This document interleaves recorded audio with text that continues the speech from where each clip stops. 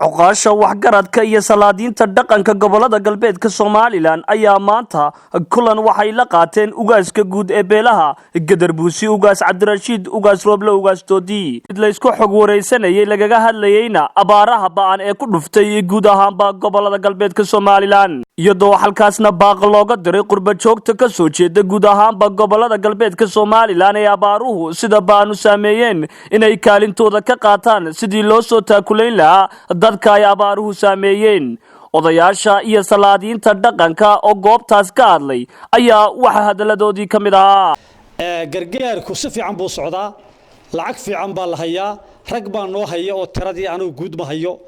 maalin dhow baa la shaacin doonaa wixii soo galay iyo wixii baxayba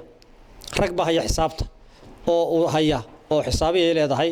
oo gudoomiye leedahay oo maalin dhow la shaacin doonaa si fiican bay u socotaa waanu ducaynaynaa dadka muxsiniinta ka soo qayb galay inaan xagga loo soo deyn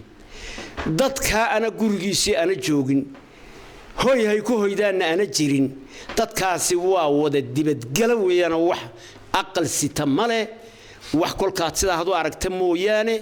bacdana xitaa ma xidhaan waa dad jiifsadun waxay wataan iyo wax yar kale iskarab jiifsadun weey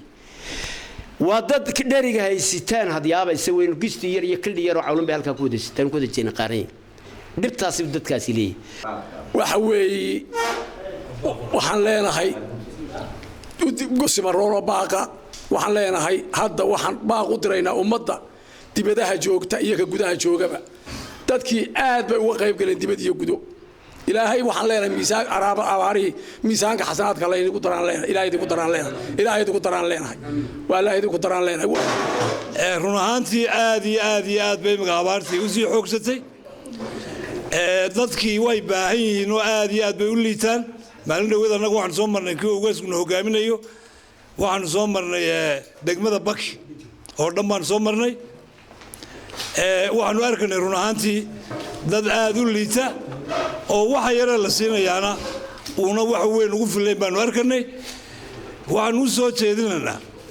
dhammaanba Soomaali meel kastoo ay joogto caalamka islaamka meel walba waxaan soo jeedinaynaa in abaaraha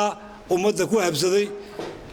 gacan laga siiyo waxa weeyaan waxaan aad iyo aad ugu bogaadinayaa oo mar saddexaad mar afraad baan u bogaadinayaa dadka muslimiinta meesha doonaan baha joogaane ee ka soo qayb galay gurmadka gargaarka dadkooda ka soo qayb galay aad baan ugu bogaadinayaa waxaan leeyahay insha Allah khayr ilaahay naga jisaayaan leeyahay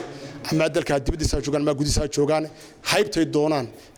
meesha doonaan ba ka soo jeedaan waxaan leeyahay insha Allah khayr ilaahay naga jisaayo isaguna geestiisa waxa halkaas hadalka qaatay ugana duceeyay goobtaas inuu ilaahay ramxadiisa u liso dadka abaaruhu sida baan u saameeyeen ugaaska guud ee beelaha Gadarbuusi ugaas Cabdirashiid ugaas Rooble ugaas Toodi hawsha ballaaran waxaan aad iyo aad ugu mahadnaqayaa cidii kasta oo ka soo qayb qaadatay abaaraha dhulkeeni ku habsaday gobolkeenaas abaarahan weligen arag baa inagu dhacday taasna waa dambigii dadkeena iyo khilaafka iyo dhibaatooyinka iyo niyad xumida waxaas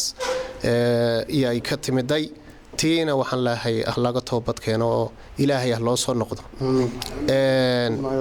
ilaahay loo soo noqdo ilaahay umba gargaarkiisa umba laga bixi karaa dhibaatadan oo kale isku soo wada duubo kulankani ayaa waxa uu ahaa kii ugu horeeyay tan iyo inta uu soo gaaray ugaas Cabdirashiid ugaas Rooble ugaas Doodi magaaladani Boorame ee xarunta gobolka Awdal uu la qaato salaadiinta dhaqanka wa jaamac Xuseen jaamac Dude telefishinka caalamiga Somali Cable magaalada Boorama